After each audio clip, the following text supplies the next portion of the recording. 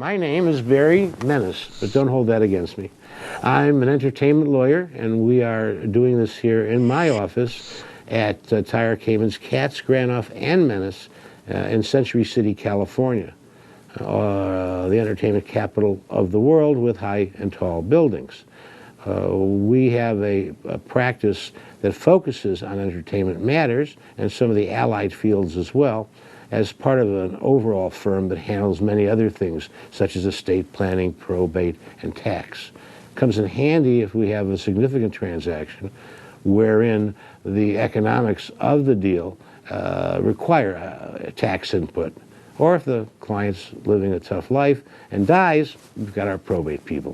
When I went to law school, I was focusing, in my mind, on something in the entertainment area. Because I had gone to work for 2 years after university.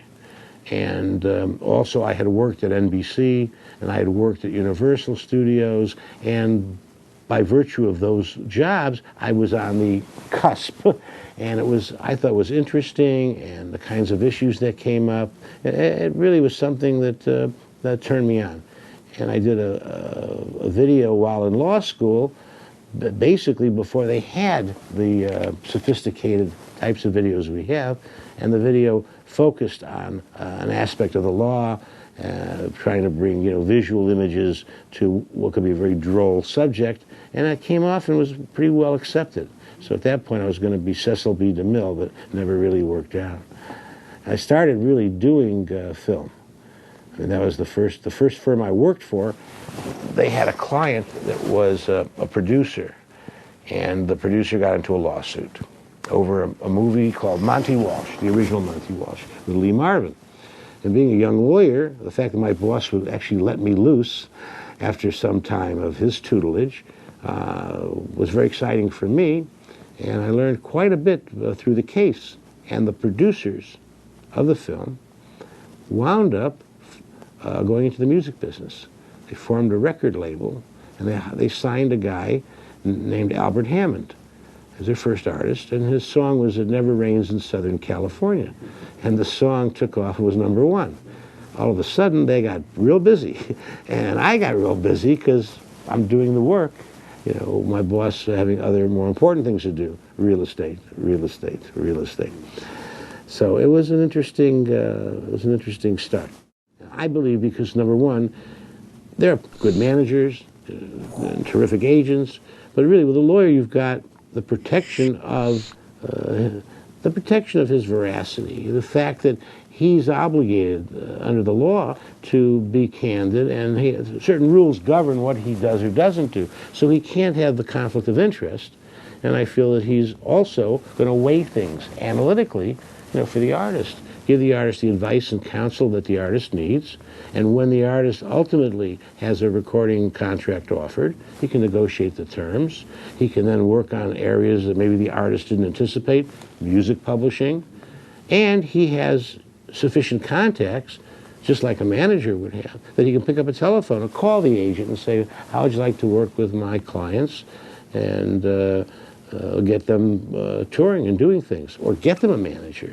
Now, I think the lawyer is really a good starting place. Then you put a team together, an accountant or business manager, the agent, the personal manager, maybe the publicist.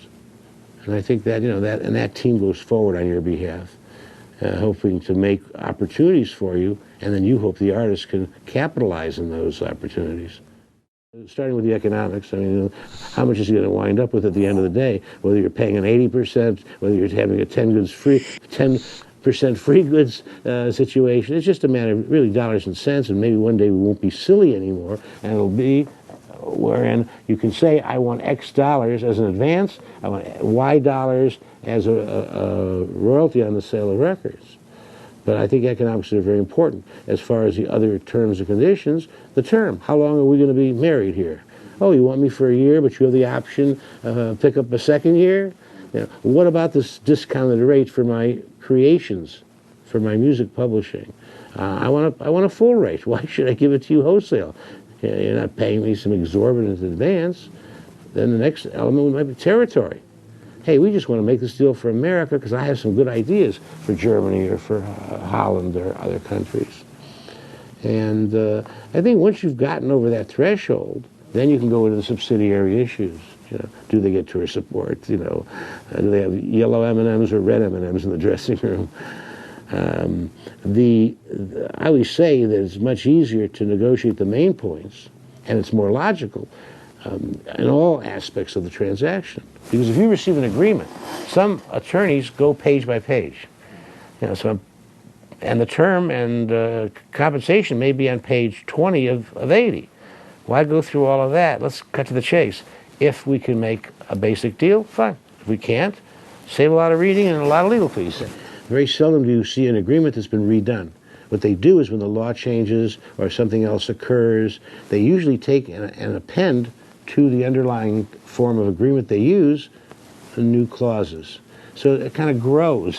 It has a life of its own. And they are very, very, very extensive, covering everything. I would definitely want to see it done in a much more concise fashion. And also, I would like the agreement to deal in real dollars and cents. We deal with the percentages. We also deal with, you get 50% of the net proceeds. Then you have to have a definition of net proceeds. So I think, maybe simplifying. Life's too complex as it is. That's just my attitude. I would love my clients to have the option that at the end of the year, if they're unhappy, they send the notice and the contract's over. But most oftentimes the labels have the options because they don't want to be obligated. If all of a sudden, you leave, will they want to pay you what you're really entitled to or what you're worth? No. But if you have the option to stay or go, it makes each year a negotiation. However, if you're really successful, there isn't one artist I know of that hasn't, that's been a platinum artist, that hasn't had the opportunity to go back to the label, like the old story, the bird won't sing, and say, we would like to renegotiate. My client's not feeling like working this year. And a lot of times that's where the increased royalty rate comes in and certain other considerations. The first thing is quotient of success, as I call it, a benchmark, some type of minimum guarantee over let's say the first year of the relationship. I like sometimes just to find out from the manager what he projects. If he says, we will sell X records in my mind, we're going to do a tour, he should make this or be short of that. If he doesn't measure up, then we have the right to terminate the agreement. And I try then to embody in the management agreement, and that's why forms can be very dangerous, because they're not really geared for the individual situation. They're a form. So, and I've had a lot of those, because the artist comes in, well, here's the contract. That's a strike right away in my mind. I mean, this guy's not important enough, you're going to manage him, that you can't customize this to follow up on what he's going to do career-wise. And the contract, usually I want, the manager tries to make it their way, one-sided, have as long a term as possible, with the manager's right to get rid of the artist if it's not panning out. Compensation, I want the manager to earn his 15%, not 20 or 25. Maybe we'll give him a bonus. If he does to a certain level, maybe we'll go another 2.5 to maybe 17.5 points. Or maybe I'll try to get a discount, go down to 10. The agent's getting 10. The manager gets 15. That's 25. You got a publicist in there, and you throw in to the mix other quote retainers, people that you're obligated to, and then you see what your net is going to be in terms of 100%, and it gives you kind of an idea of what you're facing. Or there's a diminishing royalty. Manager gets this 15%. When the contract ends, we'll cut down to 7% for the first year, but only on deals negotiated during your tenure. And because the new manager is going to have something to commission that comes in. You find that these are the kinds of things that lawyers wind up doing, going through all of these terms and conditions. And not necessarily just lawyers, because a manager a lot of times is instrumental in the record contract. And they will state the basic terms. I've had clients that have just come to me and said, look, Barry, here's the deal with the label. I negotiated this, and this. And you're doing the subsidiary issues, the language. to make sure you don't get burned at some future date. Well, I think it's when your career has gone quite a while, and you want to cash out, then you would sell your publishing, and there's a million buyers out there. They all want to buy catalogs, and there's multiples times earnings that determine usually the price. And some major artists I thought would never divest themselves of their publishing did. I guess maybe they think they're not going to be recording much in the future, and that they wanted to get a lump sum all at one time. And the administration of the copyrights takes time and money. But with publishing, first of all, they usually wind up with a 50-50 split, and I would always want to have the right to buy that back if you're forced to give up part of it. I'd want it net of administration so that percentage isn't whacked off the artist side. And so you have more than they do. Their major publishers, Warner Chappell, EMI, multi-millions of compositions that they own and or control. And they're smaller independent publishers. I personally like, because this is a global business, to work with sub-publishers. So I will get a deal, let's say, in Sweden, in Scandinavia, with one publisher. I may deal with another publisher in the United Kingdom. I may deal with another publisher for a block, like the continental Europe. In Japan, I'm going to deal with another publisher, like Taiyo Music is a good publisher in Japan. And so by doing it this way, the advance you receive, if you do well in the market, you recoup. Whereas with the overall advance, it's all seductive at first.